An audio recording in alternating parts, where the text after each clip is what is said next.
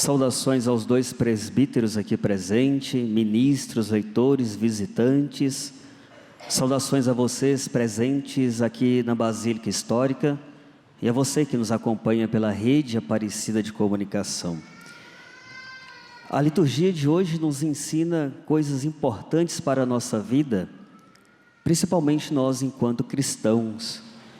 Eu destaco primeiramente aqui na primeira leitura, a história de um povo que era oprimido por um faraó que tinha medo, receio. Medo que uma nação, que uma população crescesse, que uma população se desenvolvesse. Então aquele faraó, com medo daquele crescimento, com medo de um povo que ia evoluir, que ia se multiplicar, que ia se desenvolver, ele age por medo, ele age com formas brutas, com violência, com opressão. Então ele escraviza um povo com medo desse povo que começa a crescer, que começa a se multiplicar.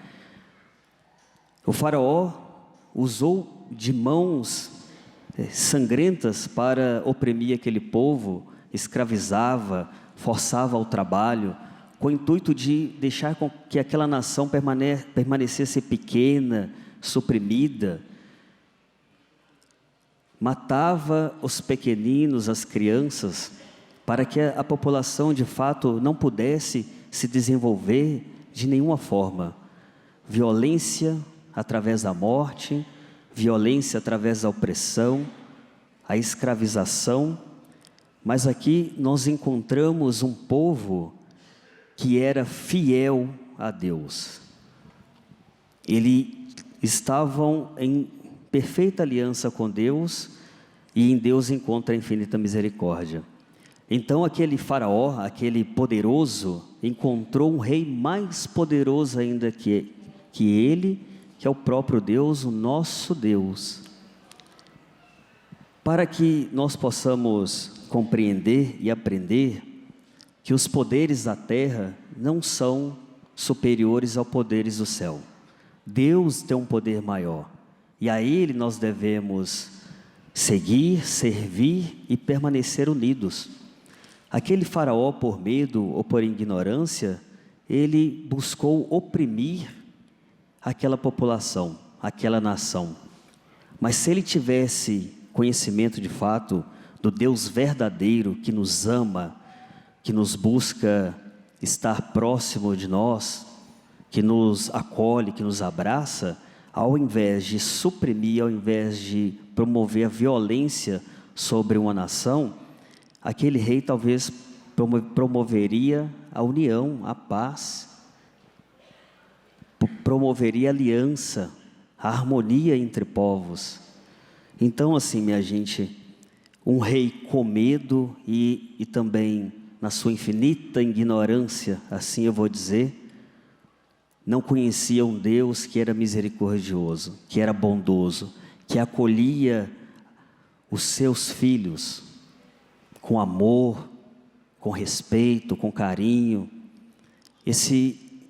Essa falta de conhecimento de Deus o levou à violência e, claro, depois nós descobrimos que Deus, sendo Deus, liberta o seu povo daquela opressão, daquela violência e mostra para nós que nós devemos ter esperança, confiar em Deus, colocar nas mãos de Deus as nossas fragilidades, colocar em Deus todas as nossas dificuldades para, com esperança, com fé, com firmeza, com coragem, acreditando na aliança com Deus, a gente possa se desenvolver, possa crescer, possa ser homens e mulheres diferentes, homens e mulheres novos, homens e mulheres que acreditam, mas também multiplicam tudo aquilo de bom que Deus faz em nossa vida.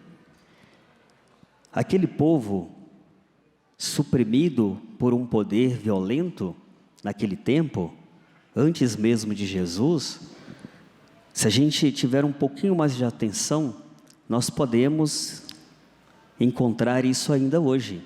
Quantos povos são oprimidos por poderosos através da violência, da guerra, através da opressão e tantas outras coisas que a gente percebe pelo nosso mundo afora. Nós ainda precisamos então, meus irmãos e minhas irmãs, acreditar cada vez mais em Deus, multiplicar a bondade que Ele nos ensina, que Ele nos apresenta, multiplicar toda a misericórdia, toda a bondade, toda a justiça e toda a paz. Nós conhecemos isso na história e vivemos isso atualmente.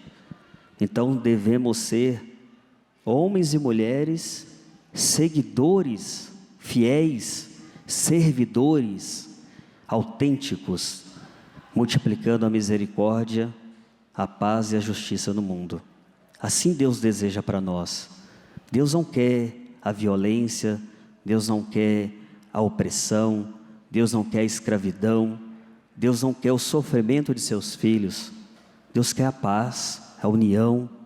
Ele quer que permanecemos como irmãos e irmãs, unidos, seguindo juntos, promovendo um reino de Deus, promovendo coisas boas para os nossos irmãos e irmãs, principalmente aqueles necessitados, principalmente os pequeninos.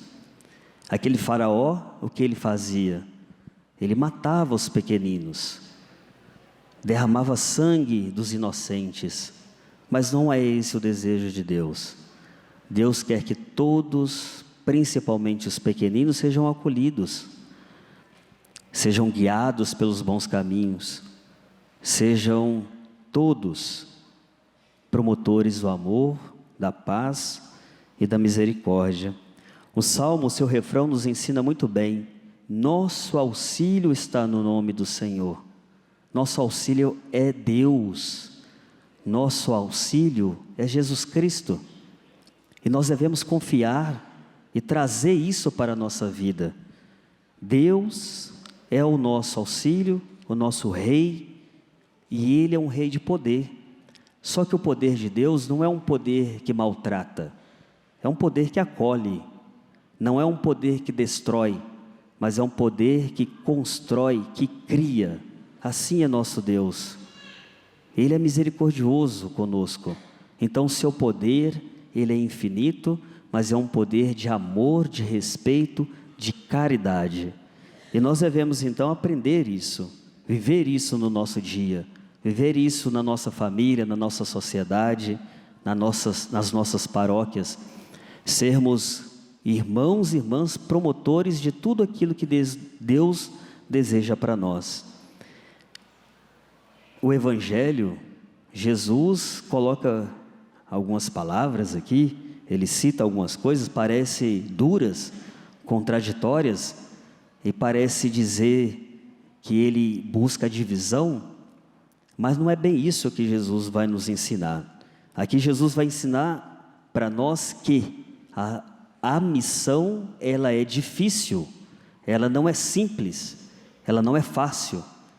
O próprio Jesus, em sua missão, ele teve dificuldades, ele teve problemas, ele encontrou pessoas contrárias ao que ele dizia, contrárias ao que ele queria ensinar.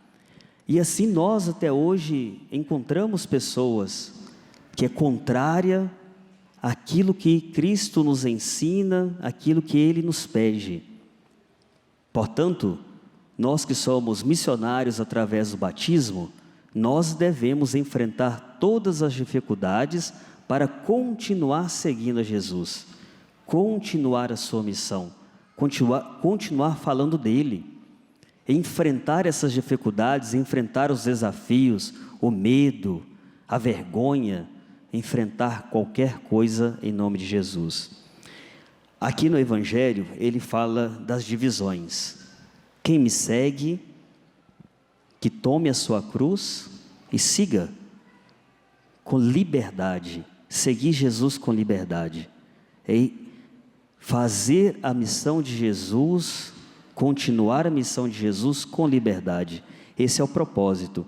E quando ele aqui começa a dizer sobre as famílias divididas em nome de Jesus, Eu tenho certeza que o desejo dele não é esse. O desejo de Jesus é que toda família seja seguidora de Jesus. Todos permaneçam unidos, seguindo e ensinando em nome dele. Se todos nós estivermos com a cabeça focada no próprio Cristo, aí não haverá divisões, não haverá discórdia, não haverá separações de nenhuma família, de nenhum membro. Então, o desejo de Jesus é para que nós todos permaneçamos unidos a Ele e unidos aos nossos irmãos. Se todos nós assumirmos verdadeiramente o Cristo em nossa vida, nós teremos uma sociedade, nós teremos uma igreja, nós teremos mais irmãos unidos a nós, enfrentando os desafios juntos, caminhando juntos, promovendo o bem comum, promovendo a paz, promovendo o amor, assim seguindo o desejo de Deus. Então, assim, para que todos nós compreendamos, Jesus ele não quer a divisão, mas ele alerta os discípulos que a missão não será fácil, mas que nós devemos enfrentar todas essas dificuldades para seguir o nosso caminho. Se todos nós assumirmos verdadeiramente Cristo em nossos corações, em nossa vida, ser homens e mulheres que servem a Cristo com amor, com dedicação, com coragem, nós teremos cristãos unidos, teremos sociedades unidas, a sociedade unida, teremos nações unidas, povos unidos em um só Deus, que é o nosso Rei maior. Jesus ensina também aqui no final do Evangelho, mais uma vez, acolher os pequeninos. O faraó, na primeira leitura, foi aquele que matava, oprimia os pequeninos.